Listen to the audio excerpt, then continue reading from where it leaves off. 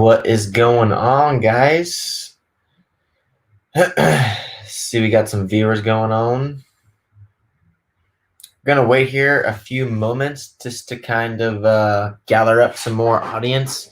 For those who are in the live chat, can you guys give me a thumbs up or a comment that the audio is good to go?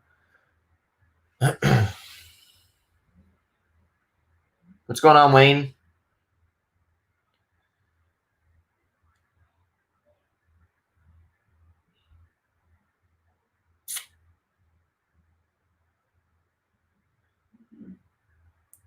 How is the audio, guys? If you guys can give me a thumbs up, get some comments rolling here. CJ, sweet. Charles is in here. Larry Tom. Larry's a troll. Wow, we got some people rolling in. Awesome. Well, as you can see, I kind of ponied up on the StreamYard. I bought the next version up. As you can see on the top left corner, I guess, on your screen, I was able to add my cool logo. Deep into the video, I'm going to be screen sharing some setup sheets from the Dirt Nitro challenge that will be released here. It's actually already been posted on rc10.com, but I wanted to go through it with you guys about the Nitro buggy that's behind me, and of course the truggy and so forth. So cool to see we have some people tuning in. Ryan, Terry, Clifford, Wayne. My mom's in here, Larry Tom, Charles Hicks. Awesome to see you guys tuning in. Hopefully you guys are enjoying your weekend and start of next weekend, which is going to be the Desert Classic at Hobby Action Raceway in Chandler, Arizona. Looking forward to getting out the Tensco cars, as you can see above me. Should be pretty fun. So, but anyways, I wanted to go through the 8-skill race that we just went to, the Dirt Nitro Challenge. Always an event that everyone loves to talk about, has a lot of heritage and history about that race. Looking forward to going over it with you guys. And if you guys have any questions, please feel free to comment below. In the comments, I'll be able to check them out throughout the video. And maybe later we'll have some people tune in and have some one-on-one interactions. So it should be pretty fun. Ryan is in the house. Start with the weather. Oh, we have some people in here from the UK. Sweet. Well, anyways, guys, so far for the DNC, for those who were there, we can all agree on that the weather was actually awesome, considering how bad it could be. No rain. We had a little bit of wind, which kind of sucked, especially when it was in the 40-ish degree weather forecast in the mornings and at night. So as far as the weather, there wasn't any monkey wrenches into the equation. As far as, like, setting up your car differently with the tires, it was pretty straightforward. As far as tire goes, we pretty much ran green reflexes the entire time. I didn't put anything else on my car but green reflexes. Since we've been there for the JBRL a few weeks ago, the green reflexes were by far the best tire that we had. All the other tires that we actually had were good. It seemed like the green reflexes were just more preferred. The green stalkers were good. I know of other teammates from J Concepts also ran Cosmos, stalkers, and little teasers and stuff or teasers and little chasers. So it seemed like everything worked. It seemed like of course, Ryan, he won on all green reflexes, so that was just the preferred tire. But as far as setup goes, I know you guys have been checking out the setup sheets that I've been posting lately with the 5-hole pistons and the sway bar stuff with the hot bodies rear spring, 2-3 front bar, 2-5 rear bar. All of that stuff stayed pretty similar. The only thing that that's really changed on as far as like car setup wise, we just got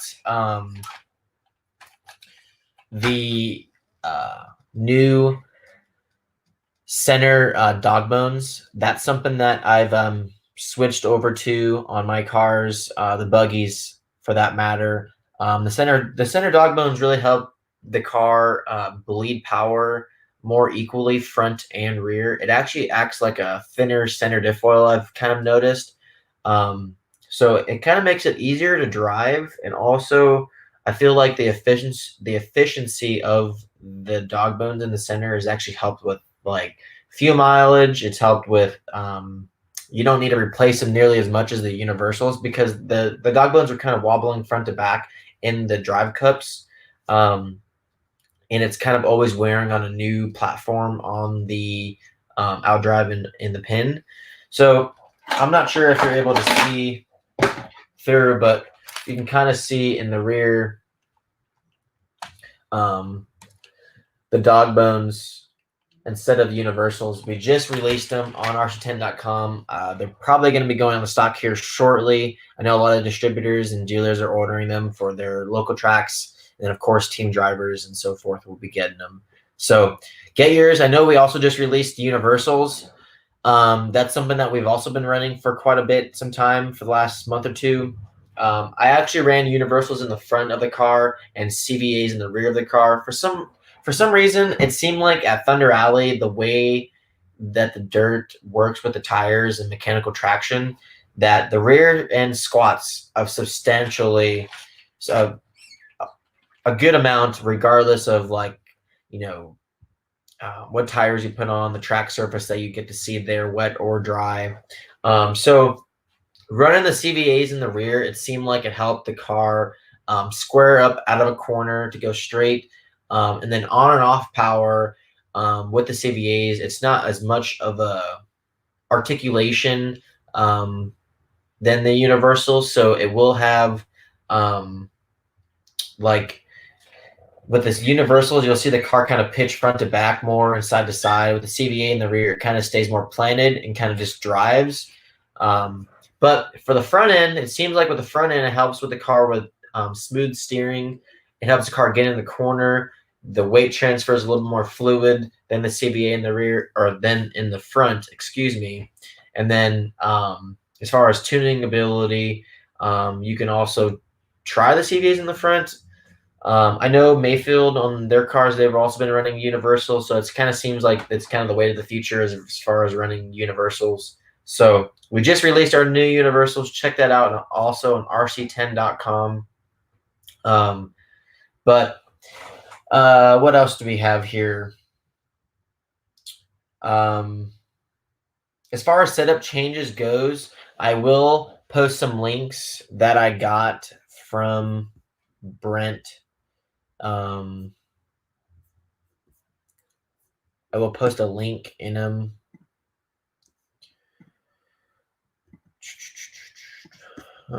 So below is going to be the Truggy setup sheet.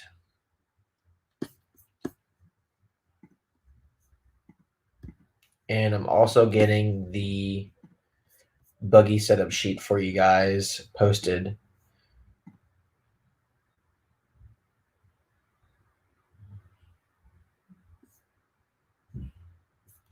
So also, you guys notice that I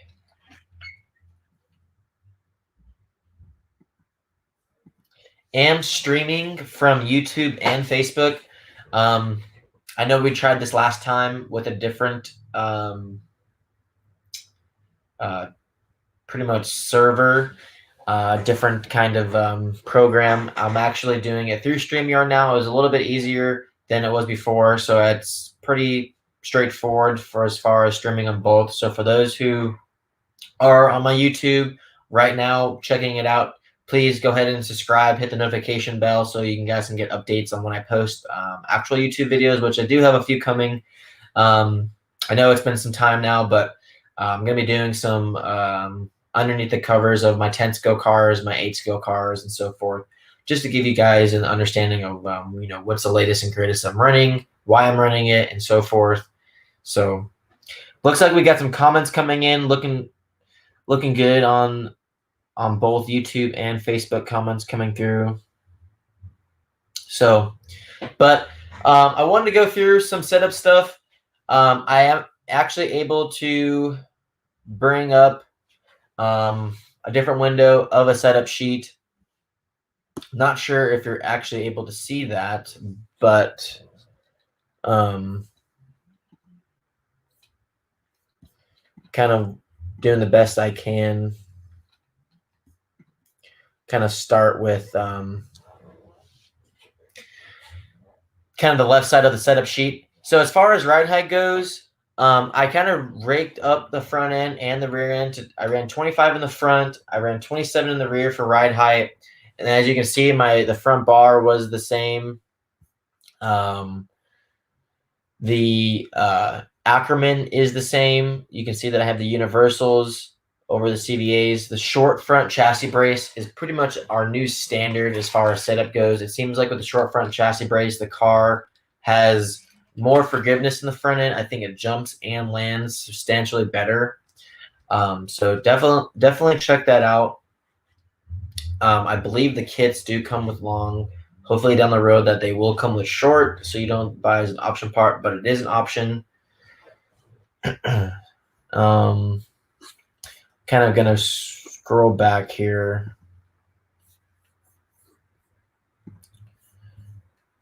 Are you guys able to see the split screen? Just to double check.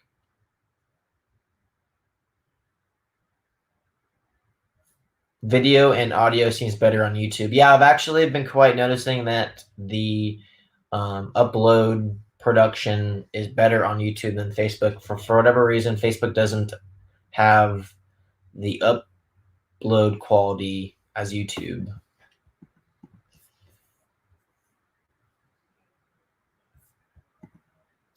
So anyways, we'll go further into the setup sheet. As you can see, as far as the upper arm and lower arm, the upper arm pills have been the same for quite a while now. I've typically always run the upper arms in the high position. For whatever reason, it just makes it a little bit easier to drive, and I think it jumps and lands on and off power better than when those upper arm pills are super low. As far as the A and B mount goes, you guys will notice that I took away some kick up. When I run kick up, it seems like I feel like the steering is really smooth on and off power. But when I get on power, when I mentioned earlier into this live stream that the Thunder Alley track, for whatever reason, it puts a lot of rear squat in the back when I get on throttle. And adding the kick up or having the kick up when I first got there, it really showed that the weight transfer threw the weight to the back of the car and didn't kind of square up as good on power. It seemed like it pushed a little bit more. So I simply just raised up the B mount because the B mount was in the down position, went to just middle. That leveled out the pills, took away some kick up, and helped with gaining some more steering on and off power. And of course, the drive out of a corner, it didn't squat nearly as much on power with the wheels turned. Because when you have kick up, it kind of throws more weight naturally to the back on power. So Tanner Stees, where's FG at? He is on the couch watching a movie. Anyways, we are going to move on to the next part.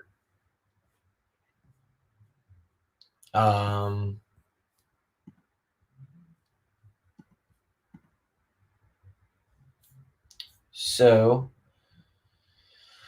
as far as the rear the rear ride height, 27 mil ride height, as you can see, 2.5 rear bar. It's marked CVAs on the rear, like I was just talking about. Short rear chassis brace. There was no modifications done to the rear chassis brace. I know I mentioned in a few other videos that I've done some modifications to the bumpy tracks, but that was also another conversation that we can talk about. The track really wasn't as bumpy as we've seen it at other tracks. I believe in Paris, the city in California, where the Nitro Challenge was last year. The track didn't nearly get as bumpy or have as much character. So as far as the rear chassis brace goes, I just ran a standard short rear chassis brace. and that was about it. I ran aluminum hubs with the middle height insert, and then the standard location on the B location on the hub for the camber link. Also, you'll notice, which I actually wasn't aware of, kind of shame on me, was the C and D mount inserts on the RC8B3.2. If the inserts are equal to each other, for instance, like middle, or down, or up, if they are the same, the car naturally has 2 degrees of anti-squat. So during and throughout qualifying, we were still trying to tune the rear end not to squat as much. And I was in the B main. I had some problems going through, which we'll get into as far as my experience went. Talking to one of our engineers, Kurt Wanger, back in Texas, which he was getting snowed on pretty badly out there. He had some good suggestions on what I could change to help some of the things that he saw through the LiveRC film. And adding an extra degree of anti-squat, which was a total of 3, which I wasn't aware of at the time, or else I probably wouldn't have changed it. But what you don't know won't hurt. It ended up being an awesome change. For whatever reason, like I said, the car just kind of squatted a lot on power. The car didn't get onto the front to have good off powered steering, and that was kind of like the biggest change that we did. Along with after the B main, we did the anti-squat, and we also changed the front diff oil. I was running 10, 7, 6 for diff oils. For the main, I went to 7, 7, 6. So I just changed the front to 7. It seemed like with the 10K in the front diff oil, the front end would kind of skid. The front tires wouldn't grab and turn. It would kind of skid and push past the apex of the 180s or the on-power steering sections. And that seemed like the anti-squat, getting it off the rear and more on the front, and getting the front diff oil a little bit lighter really helped with the in and out of 180 speed. So move on to the next one. As you can see, I know in older setup sheets we were running the inside hole in the rear arm. We are currently running the B location, which is outside hole. We did a lot of tuning on it. It seemed like that was the most preferred, especially with the right rear spring, which we are running a Hot Bodies rear spring. It's about 2 steps softer than our associated wide rear spring. So you can kind of see, like, as far as where the traction's coming from, a lot of it's coming from the spring. So I'm going to kind of exit out of here, see some comments.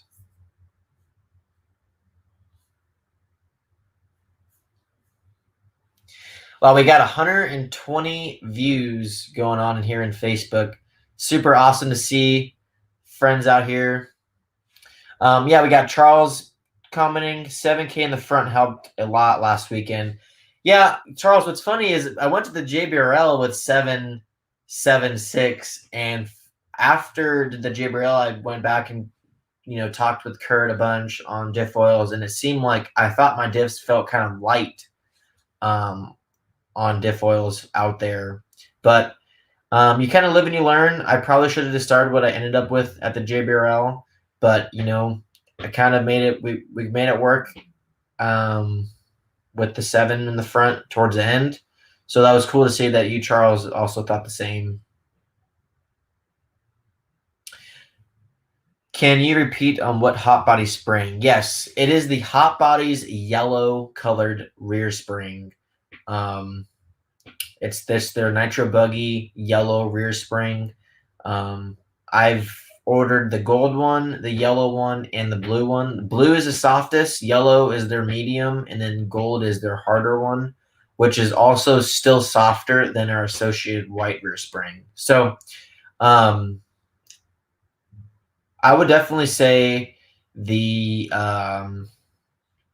gold and the yellow spring is probably what you would want to have in your toolbox to tune with. So, Donald, thank you for your time. Yes, no worries, man. I really appreciate you guys tuning in. Super awesome to be able to kind of talk about some setup stuff and hopefully help you guys at your local track. So, Ryan Prince is asking, did you run the same diff fluid in your e-buggy? You know, I actually had the same diff oil in both e-buggy and nitro buggy, which was 10, or excuse me, my e-buggy is different. I have 10, 10, 6 in my e-buggy. And then for nitro buggy, I ended up with 7, 7, 6.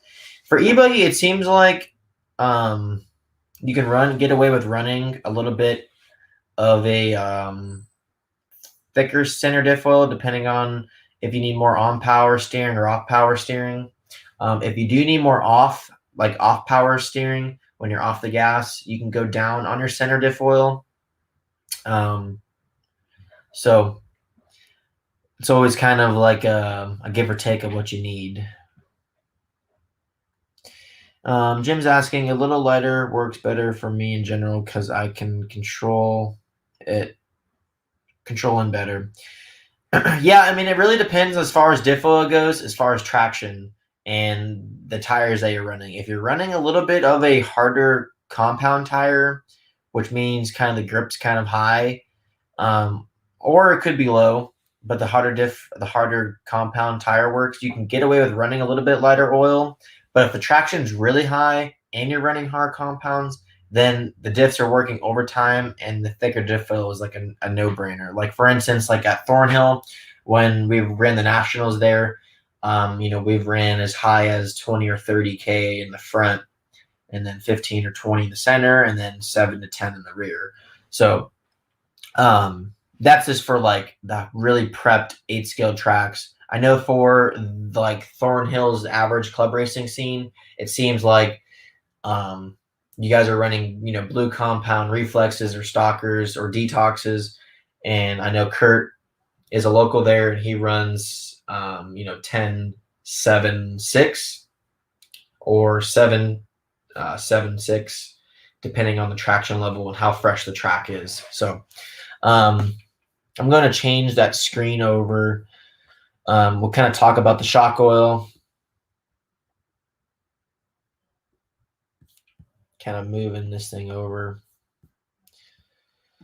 So as you can see, I have the diff oils listed on the setup sheet right there. And then we'll kind of slide over to the shocks, which is something that I'm pretty stoked on how the shocks have been feeling. Been running 5-hole shell pistons, 5-hole 1.5s in the front, 5-hole pistons in the rear. 2 holes are 1.6 and 3 holes are 1.5. As you can see in the notes, we did a range of shock oil, 40 to 50 degrees, and then 50 to 60 is 5-weight thicker. So 3532 was my night shock oil for my nitro buggy. If I had to say anything to critique how it felt in the main, I kind of thought that the rear end felt a little soft. I probably should have ran 35 in the front and also in the rear, just to kind of have that extra security with just the longer mains, because everything gets a little softer throughout the main. I thought the front end felt good the whole time. The rear end got a little softer throughout the race. And then of course with the thicker oil recommendation is running in 50 to 60 degree weather. So I probably should have, you probably would go up to 40 weight front and rear or 40-37. That was kind of my during the day shocks, which we really didn't run a whole lot. It seemed like the nitro buggy, since it was the last race of qualifying, it seemed like it was early in the morning was really cold, and then it was like midday, which was the second qualifier, which was still kind of cold, and then of course the last qualifier was at night, and then it was blistering, freezing outside. So I stuck with the night shocks throughout the whole time, but we had it ready because we did go to the J Burrell and it was warm or warmer.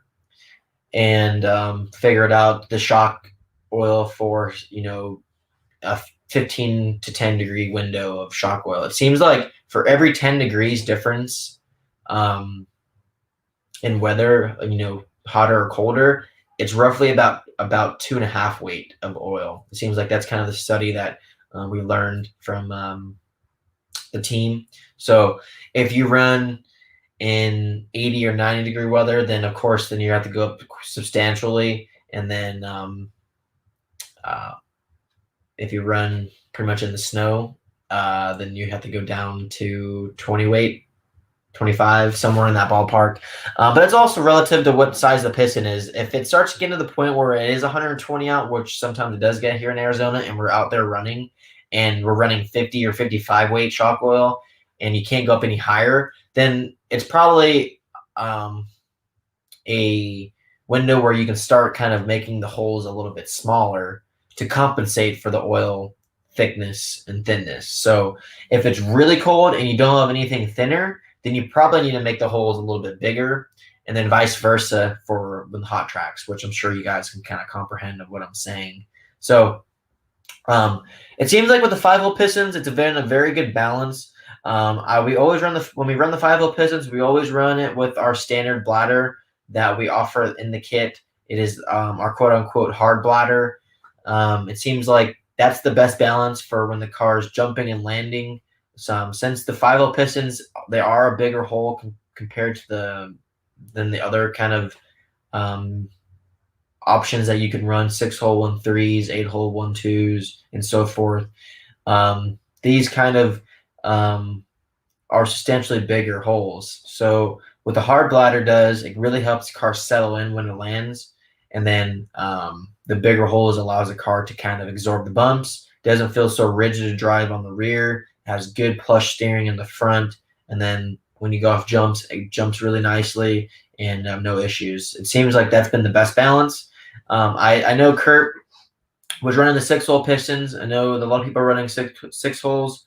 And I actually got Kurt to switch over to the 5 holes, and he seems to be pretty on board with what I've been doing. And then, of course, he also offers and sells the shell piston. Hopefully, I believe Associated will have their own pistons that you can, machine pistons that will have as options. So I think that'll be a good option part to have.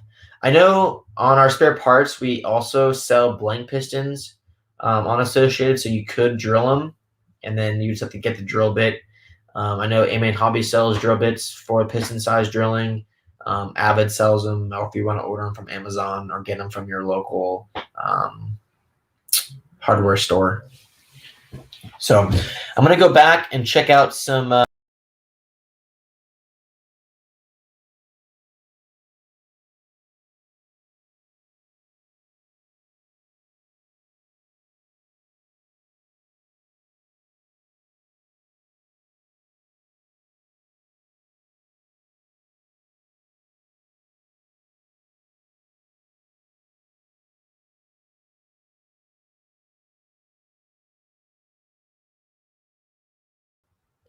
whoops, that was weird. Lost you guys.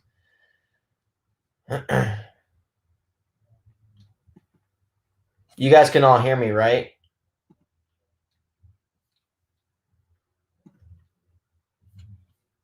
You guys are all there. Check 1 2. Yeah, that was a little weird. I apologize for that. I actually exited out, hit the wrong button exactly.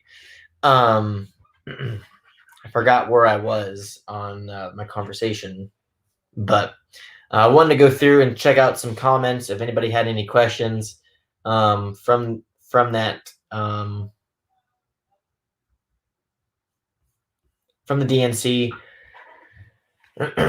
So we have some people on YouTube, because I'm also able to see the YouTube comments. I'm not sure for the guys that are on Facebook can check out the YouTube comments, and vice versa on Facebook, on YouTube. So I got to go scroll up and check out the comments.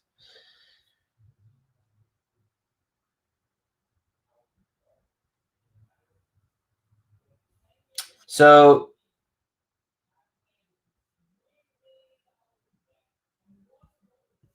Charles Hicks was talking about the rear spring. Gold has worked best for him with universals in the rear, just FYI.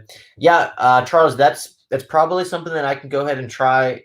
For some reason, at the JBRL, I had universals in the front and rear, and going to the CVAs in the rear really helped the car with the stability in the rear. But yeah, I guess if you want to do like a fine tune balance, the gold rear spring helped stiffen it up and probably could have made it work. But I even think with the CVAs, it's still not. It could be stiffer, more supportive in a different way. So I'm pretty stoked to go back out and run. So yeah, Brandon here. Green stalkers were great for drivers who aren't always in the groove. Super thankful for the parts and support. Yeah, Brian, I know you came over and broke some parts or needed some parts to finish your build. I'm glad that we were able to help you out. Yeah, the green stalkers, I know it's pretty awesome. It has a little bit of bigger lug. It's easier to get around the track. The reflexes are a smaller pin, so they kind of feel like you're running. They kind of feel like they have initially some more traction. They'll probably feel like they have a lot more steering too than the bigger lug. It kind of feels like you're driving like more of a 10-scale car, so it would be like more positive to drive. So it's kind of like a give or take of what you want. So Wayne Adams is asking, any suggestions on how to have more rear traction on power on exit? Well, I know for sure if you haven't tried the softer spring that we're running, the Hot Bodies yellow or the gold rear spring, that helps with traction in every aspect of the rear end. Out of a corner, into a corner, side bite. And then if you need more rear traction, more than that, I would go about, I'll be curious to hear, Wayne, what rear wing and body you're running. I know we did a lot of body testing and wing testing, and the F2i J Concepts wing substantially has the most rear traction out of any wing on the market. I think at second best, it'd probably be the Hot Bodies wing, and then the Associated, and then the Mugen, and then so forth, Losi, and then so forth after that. So I would check out that.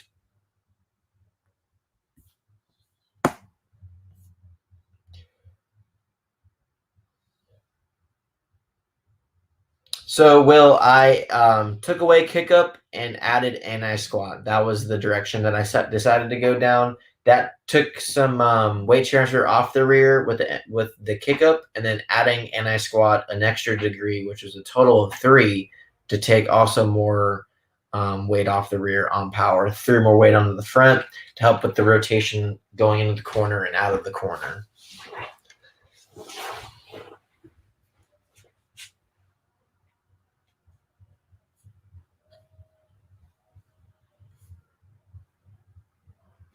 So Brian is asking why the 6K in the rear instead of the 4 go to. Honestly, 4, I haven't ran 4 in about a year or two. It seems like with a thicker diff oil in the rear, I'm able to like get on the gas a lot harder, and it doesn't want to diff out. It seems like when you run 4, you can kind of see after a good amount of running, the 4K gets kind of burnt and doesn't really last that long. The 5 or 6K in the rear, the diff oil lasts a lot longer, and which tells me that the rear diff being worked out a lot, especially when you're running the 4 diff oil in the rear. So for whatever reason, the 6K is this kind of our 5 or 6K is kind of our go-to. I've actually noticed, maybe you didn't check that out, Brian, was I saw the Mugen guys setup sheets that they posted, and for instance, Tanner Denny ran 7K in their rear diff at the DNC. So it kind of shows you that people on these RC car teams, they're kind of also noticing the same thing as far as wear and tear on the car and trying to ask for the most out of the equipment. So 6K is kind of the new standard. Have I ever ran 2 gears in the diffs, and what's your overall weight in buggy? I've never ran 2 gears in the 8-scale diffs. That's definitely something that I don't know if I would recommend. I think for sure the 4 gears had some friction and some traction stability with those. I know in Tensko we've always have tried that and ran that, but even now I don't think that's still a thing. As far as weight for buggy, I know my Nitro buggy was a little bit over 3,500 grams.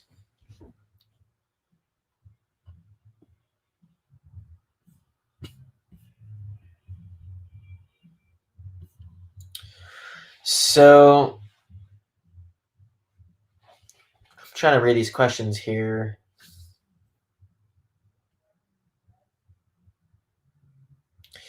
Yeah, so this setup sheet is posted on rc10.com. I also commented it in the comments, probably above or below on your comments. You can check out the link. Associated probably will be doing a press release announcing that they did post it on also their page. So you can check that out on rc10.com under the RC8B 3.2 and the RC8T 3.2 setup sheets. And then the e-buggy one will be coming shortly. Do you like your 8-scale electric or nitro better? I would say nitro is a little bit more fun to drive. It seems like e-buggy, that's just too much power. They don't have as good as traction as nitro buggy because of the clutch that the nitro buggy has. But I will say, which we just released and we've been kicking butt with it. Hobbywing just released their new 8-scale system, their new motor and speed control in the 8-scale department, and the settings that you can do to it is phenomenal. It's the exact same as our 10-scale stuff. It feels very similar, and the tunability windows are much bigger and easier to kind of navigate through. And then, of course, with our new, programmer through Wi-Fi or Bluetooth, excuse me, is just super easy to use for your app on your phone. So, yeah, I'm pretty stoked to see people start getting that and having some fun with that. We have some new people coming in. Scott, Matt's in here.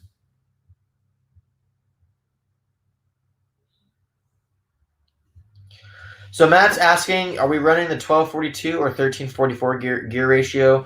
We're running the 1242. The Nitro buggy and the e-buggies come with the underdrive gears, front and rear. That's something that's been our new standard. It's just helped with drivability and punch and brakes. It seems like it's been a good gear ratio that we've alternatively changed for our kits. So definitely want to check that out. Daniel's asking, how are you finding going to the conventional pistons from the MIP bypass? I think the bypass pistons are really good, but I found personally, and it seems like most of our team guys have been finding a better package with the 5-hole pistons. Given that they are a bigger hole piston, you kind of really don't really need to have a quicker rebound with them. So it's kind of a give or take on what you want to tune with. And I know MIP,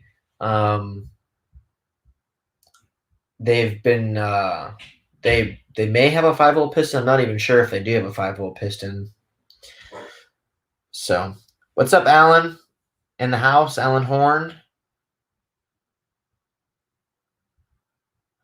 So what's my thoughts on the associated adjustable flywheel?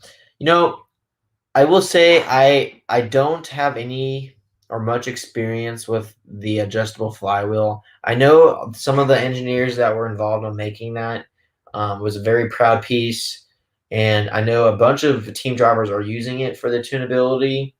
The one thing that I believe is questionable is the set screw that goes in to adjust the tension of the spring.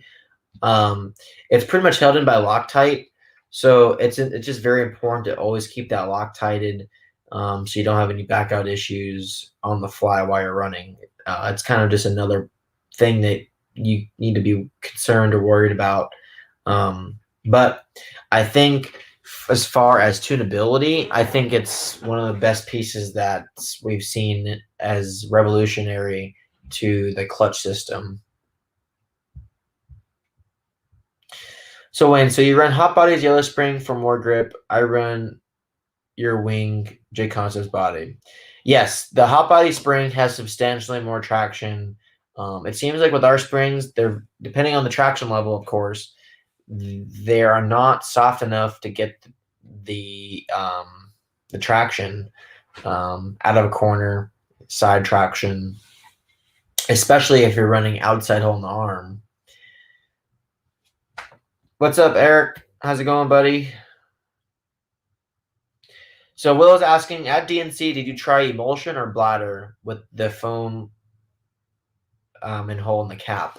So I didn't even touch my shock package. I had 2 sets of shocks with day shocks and night shocks, both with the same piston, different oils, of course, to make sure about the weather. And then, of course, with the hard bladder with the screw in. I did not try emulsion. I know from my testing and the team's testing, when you run 5-hole pistons, you do not want to run emulsion, especially when you're running that big of a hole piston. The emulsion is just a little bit too soft for the big hole piston. It doesn't have the support or the stability on and off power to support the shock itself. So I think for sure the hard bladder with the 5 holes is kind of a go-to. Casey's asking, what servos do you run in your Nitro buggy? I run the Salvox 22 Monsters, or 2290, excuse me. They are a digital aluminum case servo, and I've been super stoked on how they've been working for me. I've been running them for a couple years now. Haven't had one yet to break on me. I can easily get a full season of racing on them, but I always change them out before like a nationals or a DNC. So I'll start with new ones for DNC. I'll run them all the way through the whole year up into the nationals, and then I'll put a new one in for new ones in for nationals, and then that'll last me about 9 months. They won't break on me. They won't have any issues. I'll just put them to a side sim for a practice car, and just to kind of ensure at those big races, no issues. So, Casey, word, thank you. Considering picking up a Nitro buggy this summer. Yeah, you're gonna be. It's kind of hard to beat running some Nitro, especially when the weather's right. Hanging out with your buddies. Casey, if you have any questions, please feel free to message me on Facebook or Instagram on my public figure page. I know it's a little confusing once you get into it, but don't be afraid to ask for help. So let's see what else we got going on here for questions. Rick is asking, how long have you been running the center dog bones on your front and the rear? I actually got our first prototype or our samples in about 2.5 months ago, and I was running them for 2.5 months, and they were still going hard. And I put a new set on, which was our production set that we just got like just days before DNC, which they just got released. Put a new set in, and these will probably last me another event or two. So you can easily get, a gallon plus out of them. It's important to keep the center driveline fresh. That's why the dog bones, they do last a lot longer because they're always running in a different location. And then, of course, like the mechanical bind is a little bit less than the universal or CVA in the center, which helps with the efficiency, free spin, and durability.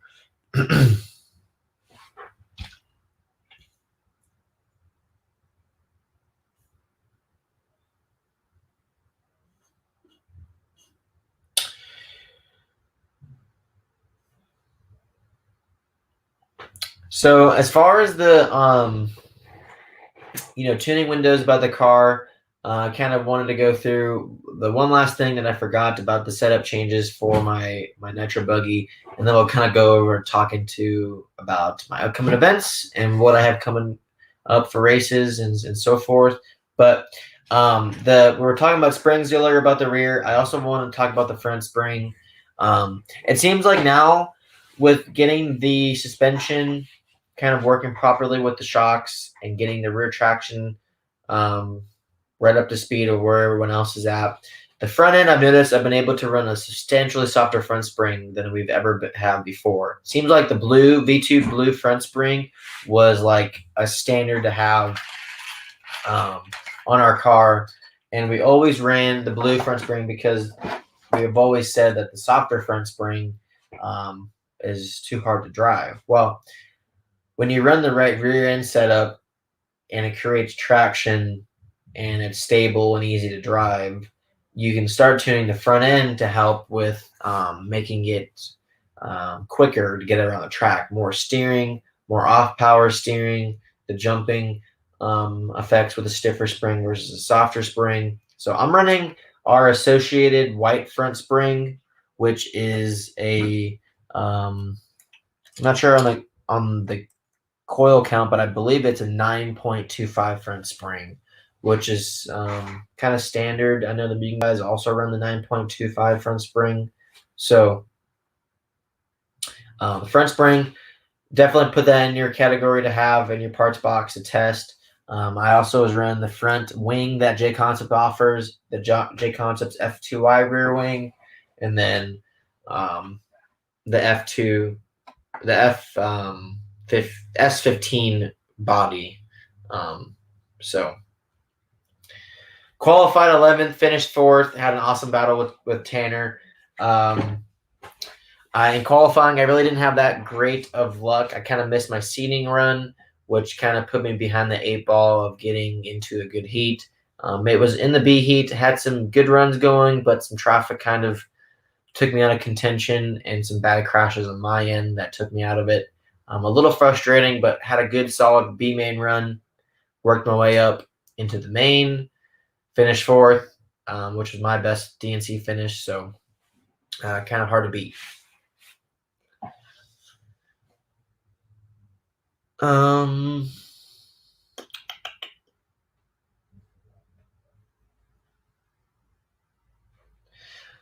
So, Will, yeah, we had some sample diff cases with a different material that we ran and didn't have any issues. So I'm sure we'll be getting something. Also, it was cold out, which didn't really build a lot of heat. So I think we'll see something coming here soon.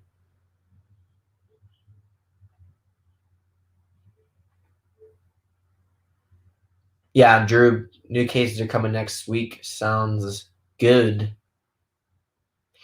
Do I run associated air filters or recommend one? I run the ProTech air filters that fit the associated car, and I believe they also fit the Losi car.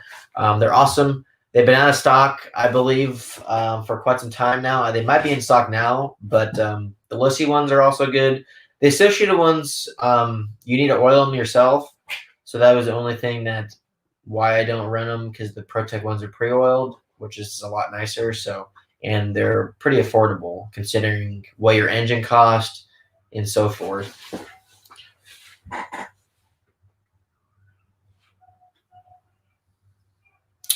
So yeah, the difference. Rick's asking, what's the difference did you find driving and traction with the center dog bones versus the stock center drive shafts? As far as traction goes, I wouldn't say you can feel the traction. I feel like you can feel the difference in the drive of the car. I feel like the drive, the power delivery is a little bit smoother with the drive shafts, or the dog bones, excuse me. We'll call the kit ones universals. I feel like the delivery of the input on the throttle, it was a much smoother delivery power band than the universals. So traction wise, I probably wouldn't say, I guess you can say that it could have the illusion of having more traction. But I think you're tuning the delivery power, the power delivery, when changing that, those settings. And then of course, the universals I noticed didn't last as long as the dog bones. So as far as like saving money and stuff, I think the dog bones are substantially better. and they work better.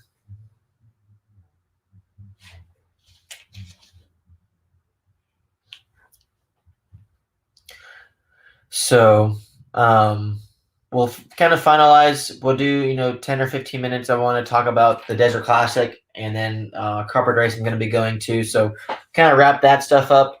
If you guys have any questions to kind of finalize the DNC talk, setup sheets are posted on rc10.com. I also put them in the comments for you guys, so you guys can check that out. So I'll put that to a side. So anyways, yes, the DNC was a good weekend. Had a lot of fun with the team, and looking forward to learning more throughout the year for some Nitro. But we're moving on to the Desert Classic talk, which is going to be next week. I'll be going. I know Dustin Evans will be going. Brent Thelke, our team manager, will be going. Jackson Brunson will be there. And then I know Blake Champlin will also be there. I saw that Cole Tollard was signed up. I'm not sure if that's actually official, but if it is, I'm pretty stoked to seeing the whole team there having some fun. This year, it's going to be a little bit differently ran due to COVID issues. We're going to be pitting outside. I'm actually really looking forward to pitting outside with our tents. It's kind of like a nitro feel. The best thing about pitting outside, you can sand your tires in your pits and sauce your tires than being inside and not being able to sauce or sand your tires in your pits. So as far as the layout goes, I saw that Larry and the crew did an amazing job of building the track. So the layout looks pretty cool. It seems like the competition is going to be really high. I mean, the Desert Classic's no slouch of an event. We have Mayfield going, I believe Dakota Fend, Ryan Cavallari. I know that the X-Ray guys aren't going to be there. Ty Testman and those guys. So a little unfortunate that those guys weren't able to come, but they might have some issues traveling outside of Canada. I'm not 100% sure. But as far as the main guys, I know Aiden Horn will also be there as a team. And, our awesome locals there, Ryan Prince. We have Jim Silve in the house. I'm sure he's got to be watching right now. But I'll be running my two-wheel drive, four-wheel drive, and stadium truck. So 3 classes. I have my cars up there. I have a little bit of work to do. I'm building some more cars for a carpet event that I have coming up, which is going to be my first carpet race I've done. It's been probably a year and a half or 2 years. It's the J Concepts first round of the J Concepts race at 702 Raceway, and got to build a 2-wheel drive and a 4-wheel drive, and looking forward to kind of running out there carpet and having a blast with the team. I'm not sure who's going to the carpet race, but I know for sure Brent is going, I'm going, and Kurt Wanger, Blake, of course, Champlin will be there. So I'm not sure where you guys are going to be racing this next couple of weeks, but next week for me is a Desert Classic, and the following 2 weeks after that is the J Concept race in Las Vegas. Looking forward to seeing Jason and those guys at both of those events, and having some fun. So if you guys have any questions going through Desert Classic or the carpet race, I know I've gotten so many questions about carpet setup questions, and honestly, I've been kind of referring them to Blake Champlin and kind of our carpet crew guys. So I'll be able to get in, see what's going on, try to give my best advice and hearing what the team has to start with. I'll be starting kind of what Blake's been running for carpet, kind of work off that and see where we lie. I know for the Desert Classic, on the other hand, I had to make some couple of setup changes to my 4-wheel drive, given the traction level. I had to change my diff oils. I was running 30 in the front and 20 in the rear diff oil. And then for Desert Classic, I'm going to start with 20 in the front and 10 in the rear. And then a couple of other settings that diff height settings in the rear. At CRC, I ran 2 diff height in the rear just to help soften up the rear end. And then for hobby action, I'll go back down to 0. So thank you for the advice. Catch up soon. It was near midnight in the UK. Well, I appreciate you tuning in, Rick. Super awesome to see the dedication you got and your crew. So thank you for tuning in. So Drew's asking, will I be at PNB? Oh yeah, PNB all day. Silver State I'll be going to. AMS, all those races. All the racer entertainment races I'll be most likely going to. And then a couple of the J Concepts indoor nationals. But yeah, looking forward to getting back out there, seeing you guys.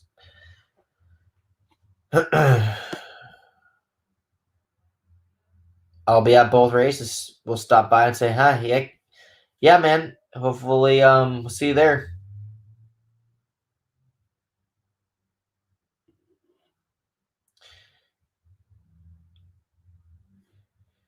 You got some learning to do without Brock.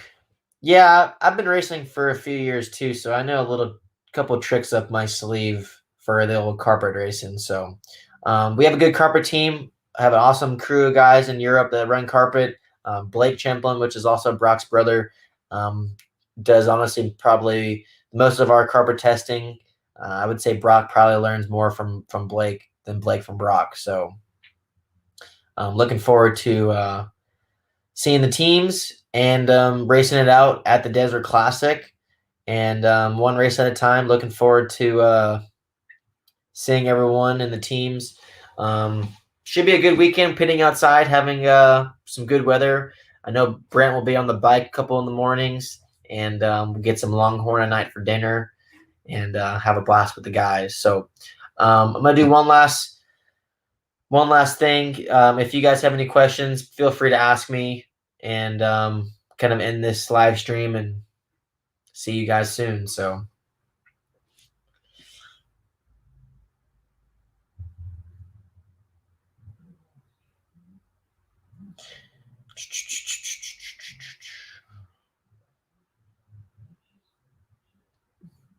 Wayne Adams, the hot body's rear spring, the millimeter length, I'm not 100% sure. It's in the 80s.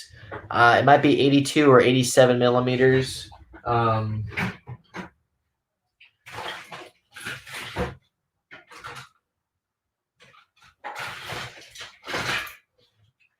Yeah, I thought I had a spring here to check, but I don't. I know if you go on their parts list, it's in the 80s. That's for sure. So.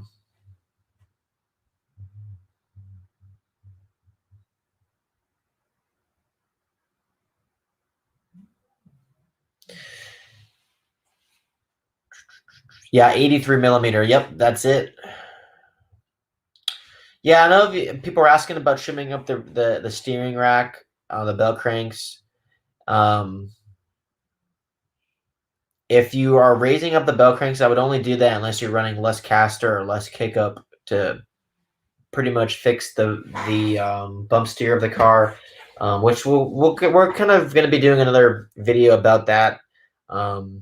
We'll kind of be clearing that stuff up here shortly. So at beach, center diff foil for 110 scale dirt. I run 500K in the center on my B74. I only run 500K in the center. I know if some people run 250, I run 500. That's what I prefer.